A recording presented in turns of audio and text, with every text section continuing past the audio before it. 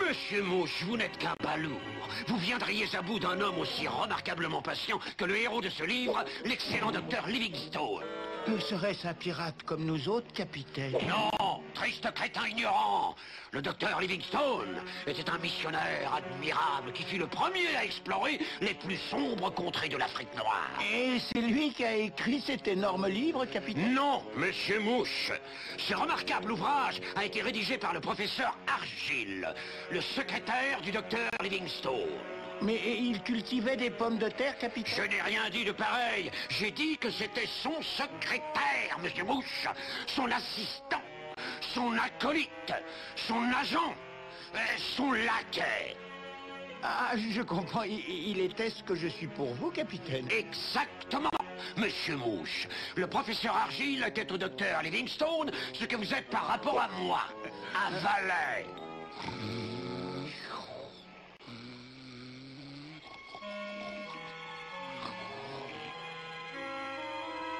Dépêchez les jumeaux, je brûle de voir ce destructeur de pirates en action. Patience, Peter. Ces quelques graines et un perroquet affamé donneront le départ de la fête dans un instant.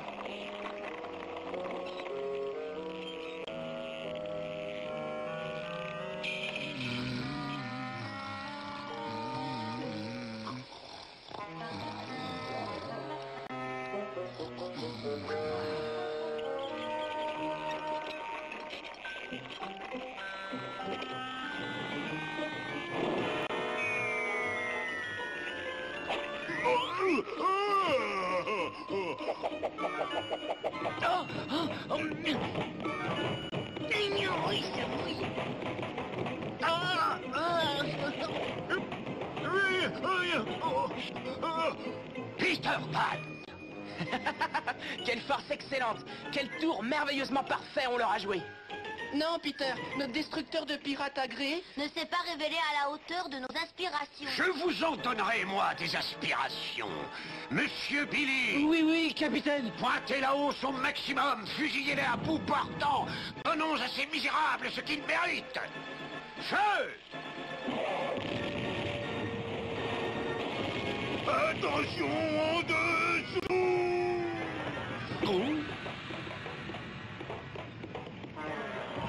Capitaine, capitaine! Oh, si je pouvais, Peter Pan, je ferais de la charpie de ta livide pomme! Livingstone! Livingstone? Argyle! Argyle! Mon cher professeur Argyle, nous devons tout de suite nous mettre en route.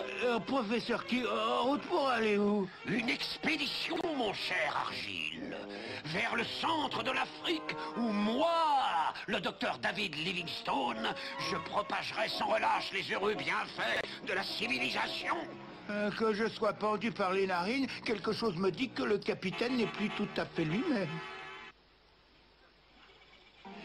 19 mars, nous progressons vers le cœur mystérieux de l'Afrique, où je ne devrais pas tarder à rencontrer des tribus cachées et jusqu'alors inconnues de nous. J'étais élevé pour devenir pirate, pas porteur de civière. Ouais, et moi je suis censé être cuisinier. Et si tu veux mon avis, on devrait se concerter sur le gaillard d'avant. Qu'est-ce que t'en penses, Mason? Moi, ce que j'en dis, les amis, c'est que l'esprit de notre capitaine a rompu la mort. Ouais, c'est vrai. J'ai choisi la marine à voile et pas la marche à pied. Plein de nouilles a raison. Je crois qu'il y a vraiment de quoi se mutiner. Avise-toi de faire tout ce que désire le capitaine, Mullings, ou je m'en vais t'extraire les amygdales avec Jean Tire-Bouchon. Si le capitaine Croche, l'excellent docteur Livingstone, disais-je, veut faire de l'exploration, alors par ma barbe, il y en aura de l'exploration. Ou bien je ne m'appelle pas Monsieur Mouget, professeur Argyle. Revoyons le réglage des poulies. Non, modifions l'alignement des pignons. Non, une petite boîte en fer-blanc. Ces jumeaux et leur extravagant destructeur de pirates vont finir par me rendre folle. Est-ce que je m'ennuie? Allez, viens, Clochette, allons voler. Je suis à tout point de vue transporté par ce voyage. Mes hommes sont les plus charmants compagnons de route qu'il m'ait été donné de rencontrer. Pas un mot déplacé, pas un seul regard de travers. Je conserve l'espoir que nous rencontrerons bientôt les tribus perdues de ce continent sauvage. Peter a raison, qu'est-ce qu'on s'ennuie ici? Je veux aller voler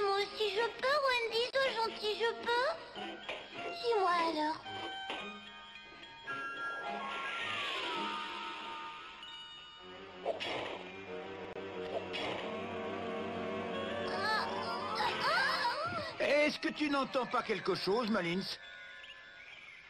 Si, comme un bourdonnement dans la tête. La terre ferme ne me vaut rien du tout. C'est la malaria qui s'est emparée de mon fidèle guide Kovango.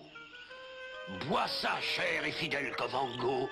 C'est de la quinine, le seul remède existant contre cette affreuse maladie. Professeur Argile, donnez l'ordre de dresser le camp. Mon loyal Kovango doit se reposer. Oui, oui, capitaine. Oh, docteur Livingstone. Porteur, dressez le camp et que ça saute. Ah. Serait-ce le soleil de l'Afrique équatoriale qui me fait imaginer des choses et les entendre? Oh, oh, oh, oh, oh, oh, Crochet est juste ici. Ah, en être réduit à couper du bois comme un vulgaire manant. Oh, la belle occupation pour un gentilhomme de fortune. Ah, si la musique est la nourriture de l'amour, alors jouons. Je lui jouerais bien un petit air sur les eaux avec ma hache, mais qu'on me retienne. Si nous n'intervenons pas, les pirates finiront par découvrir la maison souterraine. Mais qu'est-ce qu'on va faire alors? Nous devons détourner leur attention et les attirer loin d'ici. Si c'est nous que vous cherchez, nous sommes un capitaine Crochet. Qui sont ces drôles de sauvages qui volent dans les airs et qui parlent français? Le diable m'éborgne, capitaine docteur. C'est ce sale morveux de Michel. Quel sujet fascinant! Venez, professeur Argile, tâchons de les amadouer. Mais j'ai bien peur que votre raison ait coulé par le fond, capitaine. Embrochons-les plutôt comme des dindes de Noël. Comment peut-on exprimer de si cruels sentiments? Nous venons en amis, voyons. Allons, bas les armes, porteurs. Le capitaine Crochet se conduit bien bizarrement, Michel. Il serait presque gentil. Allons, j'ai dit. Oh, Madame Livingstone, ma maman, oh, maman chérie. Capitaine Livingstone? Oh non, docteur Crochet. Oh, bon sang, dans quel invraisemblable pétrin est-ce que nous sommes? Vole, Michel, vole! Maman!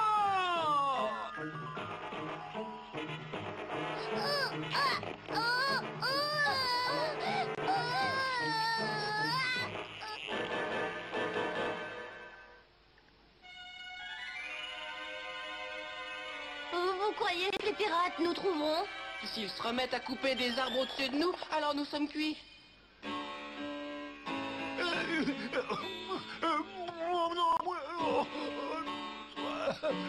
Mon pauvre Kovango, que la malaria tourmente. Veux-tu encore un peu de quinine? Tu as raison, bon compagnon. Repose-toi donc. Avez-vous servi son thé à Madame Livingstone, professeur Argile? Et j'allais justement le lui verser à l'instant, docteur Livingstone. Monsieur Mouche, pourquoi appelez-vous le capitaine Crochet docteur Livingstone? Et pourquoi appelle-t-il Wendy sa maman? Notre bon capitaine est provisoirement un peu dérangé. Et dites-vous bien que c'est tant mieux pour vous, Miss Wendy. Sans quoi, il y a longtemps que vous auriez eu affaire à Jean-Pierre Bouchon. Envolons-nous, Wendy. Non, nous allons profiter des illusions du capitaine pour l'attirer loin de la maison souterraine. David, mon enfant! Très chère maman, avez-vous trouvé le thé à votre convenance? Oh, tout à fait, mais je ne peux pas en dire autant de votre campement. La lumière y est rare et le paysage est sans aucun intérêt. Oh, dans ce cas, maman, nous levons le camp tout de suite. Mon seul espoir est que nous trouvions enfin une tribu perdue à laquelle je pourrais prodiguer tous les bienfaits de la civilisation. Très cher fils, j'ai l'impression qu'il doit y avoir une tribu perdue non loin d'ici. Je veux bien qu'on me harponne si je traîne cette saleté de boîte à musique, ne serait-ce qu'un centimètre de plus. Je pense que nos porteurs ont suffisamment marché à présent, et cet endroit est tout indiqué pour un campement. Comme vous voudrez, maman. Porteur, dressez le camp.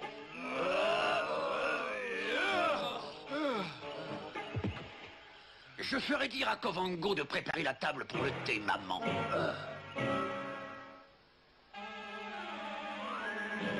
Ils sont là.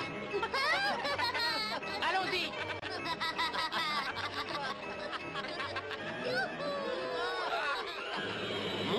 projet, chère maman, serait de faire le don de la civilisation à la tribu perdue de Peter Pan dont vous me parliez. J'ai acquis la carte. Un conseil, laissez mes amis tranquilles, capitaine Crochet. Quoi?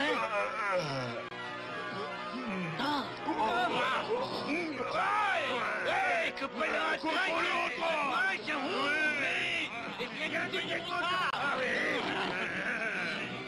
Non, nous venons en amis.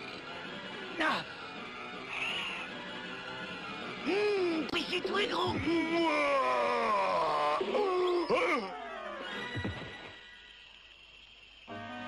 Pauvres âmes, volant comme cela dans les airs, et si primitives qu'elles n'ont jamais entendu parler de la loi de la gravitation. Et qui êtes-vous pour nous traiter de primitifs, espèce de vil égorgeur? Oh, mon cher et jeune ami, vous souffrez visiblement d'hallucinations. Je n'ai rien d'un égorgeur. Je me présente, docteur David Livingstone. Et vous, du moins à ce que je présume, vous devez être le chef de la grande tribu de Peter Pan, dont ma très chère maman m'entretenait encore récemment. Votre Majesté, permettez-moi de lui expliquer. Peter... Hein?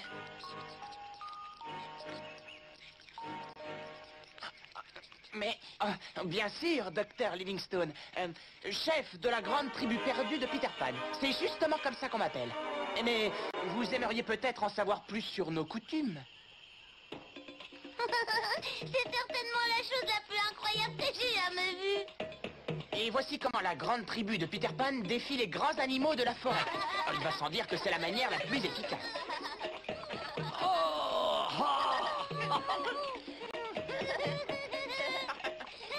C'est extraordinaire, mon cher professeur Argile.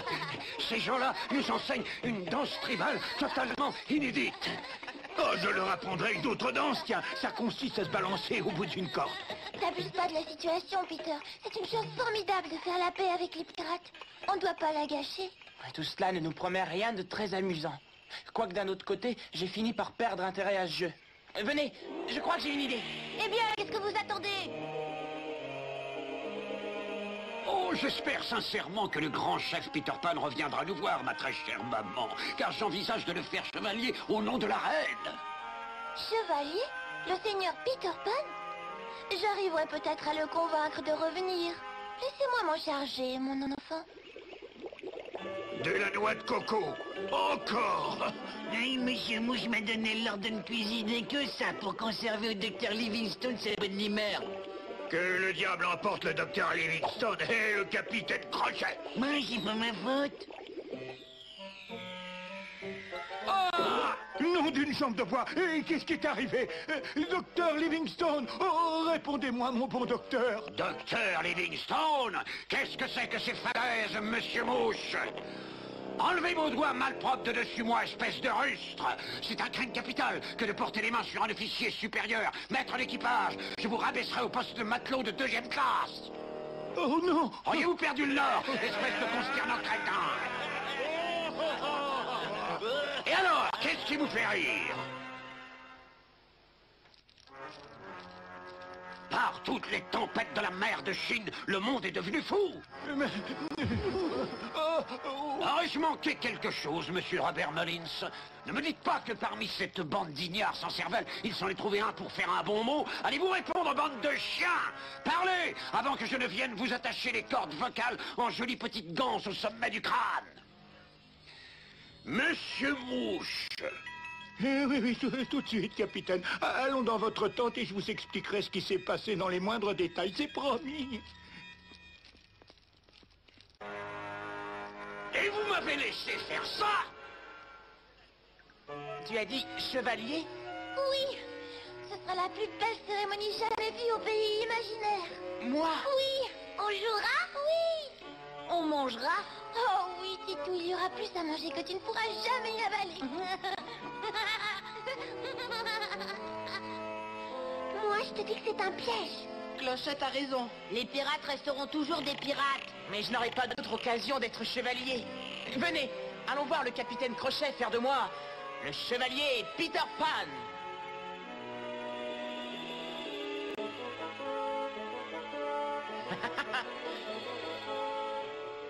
Qu'est-ce que c'est? Tu crois qu'on peut aller voir de plus Non près? seulement nous le pouvons, mais nous le devons. Bienvenue, chef Peter Pan. J'ai la certitude que vous saurez apprécier ces quelques divertissements. Dites, est-ce qu'on peut essayer la grande roue, monsieur Masson? Mais certainement, mes jolis petits sacs. Faites comme chez vous. Allez, les enfants, profitez-en, c'est gratuit. On peut goûter le dessert, plat de nouilles? Bien sûr, les petits, je l'ai cuisiné spécialement pour vous. Et maintenant, chef Peter Pan, auriez-vous l'extrême amabilité de vous agenouiller quelques instants devant moi? Quoi? Je ne m'agenouille devant personne. Il faut que tu te mettes à genoux, Peter. Ça fait partie de la cérémonie. Ah,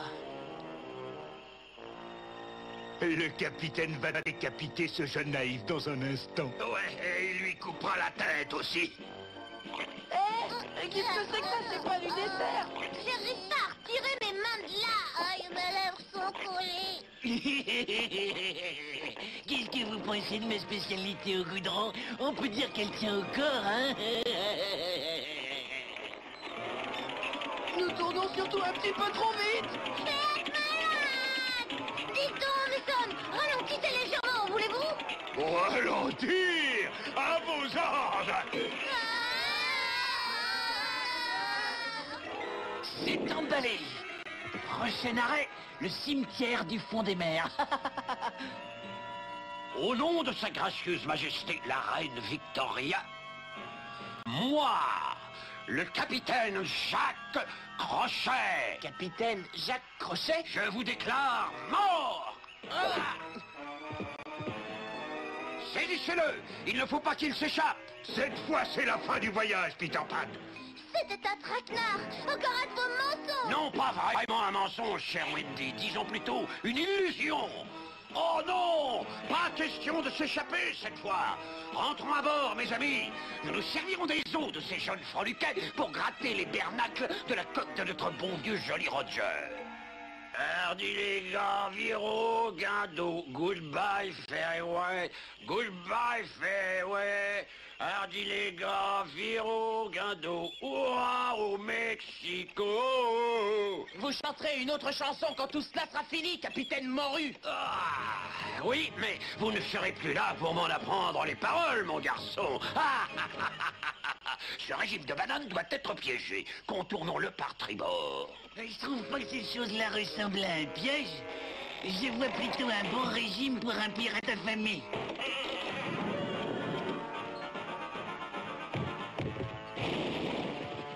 Dépêchez-vous, les jumeaux.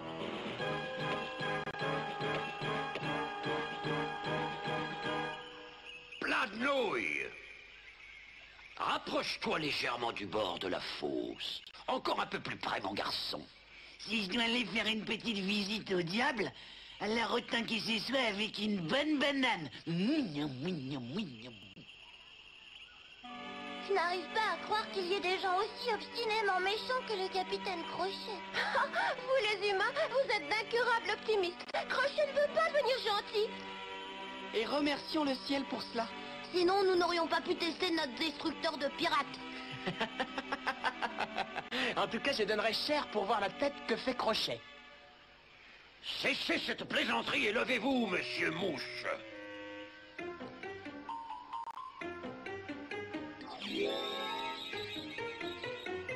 Docteur Livingstone, je suppose.